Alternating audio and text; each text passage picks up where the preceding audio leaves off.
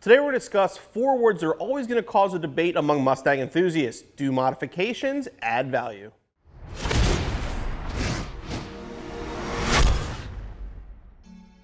Now we're talking about if mods add value. We're talking about when you modify your car and you go to sell it, do the modifications you did to the car make the car any more valuable? Now first of all, we're talking private party. I'm not talking about dealer trade-ins.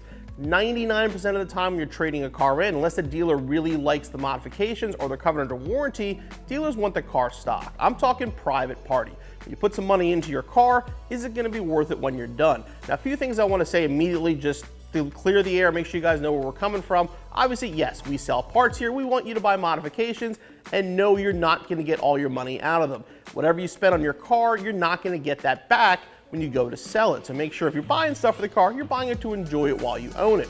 We've all seen these cars for sale online where somebody takes the book value of their car and then adds every penny for every modification. That's their starting point. That's not realistic. What we're trying to establish here is, do well-chosen modifications make the car more valuable and more desirable to a potential customer? Now to start off, I'm going to give you my opinion right now that modifications do add value when they're done properly. Now I'm not talking about a cold air kit and lowering springs. I'm talking about high quality parts, professionally or installed the way they should be installed. Now what I'm going to do here is I'm going to show you these two 96 Mustangs and explain my opinion of why value is added with the right modifications. We're going to compare these two 1996 Mustang Cobras. They're both the same year. They both have around 68,000 miles on it. Now starting off with the red car, this is Crimpstang, my 96 Mustang factory stock race car. Now this car currently has a Blue Book value of around $7,000. Now this car has a Coyote engine, has a full-blown Liberty TKO transmission, 35 spline strange rear, strange drag brakes, Bill of Specialties wheels, Kirky seats, and a roll bar. Now obviously this is a purpose-built car, but this car in my opinion, because of the modifications, will bring far more than the standard $6,000 book value. Now let's take a look at the Mystic Cobra here. Now the Mystic will bring a little bit more because of the paint, but this car has aftermarket wheels, but they're actually just factory wheels from a different year, has a cold air kit, new clutch, exhaust, nice chosen basic bolt-ons. But none of those are really going to add a lot of value. The value of this car is that it's a clean, nice driver, but it's nowhere near the value of Crimpstang. Now I would say the Mystic with the paint and everything would bring between $75,000 and $8,000, where it would take at least twice that to buy Crimpstang. Now, while I understand that Crimpstang is a purpose-built race car and it's obviously not for everybody and it's not street legal, I can't imagine anybody wouldn't agree that this is a far more valuable car than the Mystic. Now as another comparison, we're going to talk about my 2018 Mustang GT. Now those of you who follow me on social media saw that I actually made a post the other day about the value of this car. I wasn't really looking to sell it, I was looking to get people's opinions to see if they agreed with what I was saying. Now this car was, $47,000 I paid for it new, book on it was $49,000, and it's got about $13,000 in modifications. Now several people in that post said mods don't add value, it's worth exactly the same as a stock one, around $30,000 to $32,000. Now the question I ask you is, okay, if you were looking for a 10,000 mile race red 2018 and you could have my car with a supercharger, full warranty, HRE wheels, and a bunch of other modifications, or a bone stock one for the exact same price, would any of you not take my car?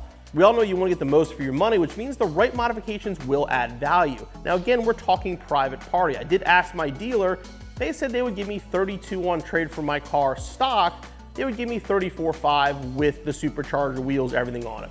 So yeah, it's only $2,500, and like I said, you're not going to get the money out of your mods that you spend, but again, well-chosen modifications are going to add value.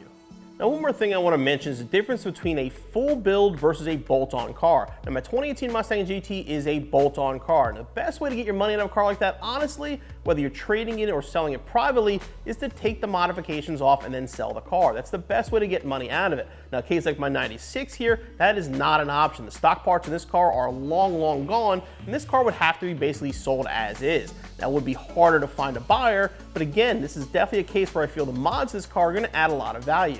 At this point, we've only been discussing Mustangs. We're going to grab Matt from our CJ Off-Road channel, and he's going to give us his opinion when it comes to the Jeep Wrangler market. All right, so here with Matt, who's the host of our CJ Off-Road channel and a huge Jeep Wrangler enthusiast. Now, the Wrangler market is a lot different than the Mustang market, so you're saying. First of all, these things hold their value unbelievably well versus the Mustang, which loses like half its value the day you drive it. But Matt, as far as the Jeep Wranglers go, will Wrangler owners pay for modifications to a Jeep? So the short answer is yes. Depending on what mods you put on the Jeep, it really does add value. And a lot of people in the market will appreciate what you've added to it. So if you add something like a supercharger on there, you're gonna get more money than if it was a naturally aspirated engine.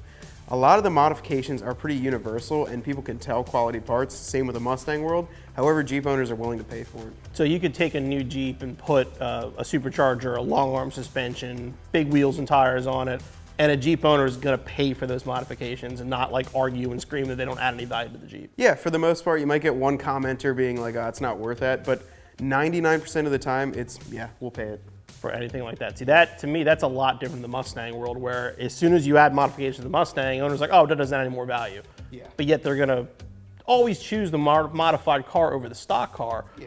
But now, is that common with Jeeps for people to buy like a brand new one and just throw 15, 20 grand at it immediately? The way that the trend has been going too, it's crazy because you see the JL that just came out. People are buying them and right off the showroom just lifting them, wheels and tires, bumpers. It's more of an immediate thing, and I've been kind of amazed that the progression of it is, I think it's turning into people that have always wanted Jeeps, and now that once they get it, they're just ready to dump all their money. And why do you think they hold their value so well? I mean, you're talking about yours behind me, and you said, I mean, this is a 2012. 2012, and you said to you, this is probably worth 35 grand or so, somewhere in that neighborhood. Yeah, so they just hold their value. They're an icon. I read an article that said they retain something like 80 or 90% of their retail value over like a 5-year span, which to me is absolutely insane. Yeah, compared to the Mustang world, that's, I mean, for a 2012 Mustang to be worth anywhere near that, even a Shelby would barely pull that kind of money. Yeah, and I think it's just the icon. People are willing to pay for it just because it is such a well-known vehicle. I don't know why they hold their value. Jeep owners like us are just crazy, I guess. And when somebody puts a Jeep up for sale and say it's a well-modded Jeep, we'll say something like yours,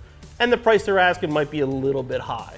Is the Jeep enthusiast gonna like rip that guy a new one for asking too much, or how does that work in your market? Unless it's like a super crazy, like our 08 JK, if we would post that up for $40,000 and it's obviously not worth that, then you'll get comments of, I guess I'll post mine up and sell it for something crazy. But if it's within the spectrum of not what like it an should attack be, like the Mustang world, where they're all gonna say. No, they wouldn't attack and be like, oh, it's not worth that, it's blah, blah, blah. It's more or less like, I guess mine's worth that too. So it's a good thing almost. And that's what I look at in the Mustang market. We talk about modded Mustangs, and it's like, if I get 20 grand for a 96 Mustang, that's good for the next guy selling his 96 Mustang because you're gonna get money for it. But it seems like Mustang enthusiasts almost argue down the price, not realizing they're actually hurting the value of their own vehicle. Yeah, and that cracks me up too. You were saying that before we got on camera, and it's like Jeep owners are trying to like, oh, I guess if yours is worth that, mine's worth that too. So it's like a good thing. No, we get it when it's the guy that's asking crazy money. Yes. Like I have a Fox body and it's bone stock and I want $35,000 for it. It's like Yeah, stuff and like that that's is so crazy. extreme. Yeah. But in general, your market, the Jeep owner is willing to pay for mods, and the mods are going to add value. Mods are going to add value, yeah, I'd say hands down, especially if they're the right mods too. I mean, we're not talking about, obviously exhaust and taillight covers and lights everywhere. Yeah, that's not, I mean, you put a set of taillight guards on, it's not worth, 20 grand more or something like that. But the right mods definitely increase value. And what is that must-have mod? Like the big dollar mods that have money in the Mustang market are supercharger, turbocharger, stuff like that usually. What is it for Jeep? Is it lift, wheel, tire? I mean, what is the big thing? The biggest thing is the most obvious, especially for like a new owner of a Jeep Wrangler. It's going to be the lift, the wheels and tires, bumpers, and lighting. So that's like the most obvious on the Jeep. Little smaller things that you add on later definitely add value, but the bigger kind of high dollar items, the wheels and tires, really add it quickly. Okay. So in Matt's opinion, mods do add value to the Jeep. In my opinion, mods also add value to the Mustang. So what's your opinion? Let us know in the comments below.